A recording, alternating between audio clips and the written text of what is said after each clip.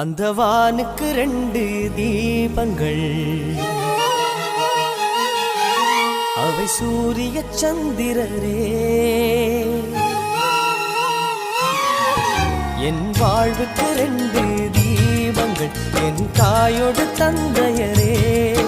அந்த வானின் தீபம் 2 இல்லை என்றால் இந்த மண்ணில் உயிர்கள் இல்லையே. என் பாச தீபம் 2 இல்லை என்றால் என் வாழ்வில் ஒளியும் இல்லையே. ஒரு தாய் தந்தை போலே உலகில் உறவில்லையே. தாய்தானே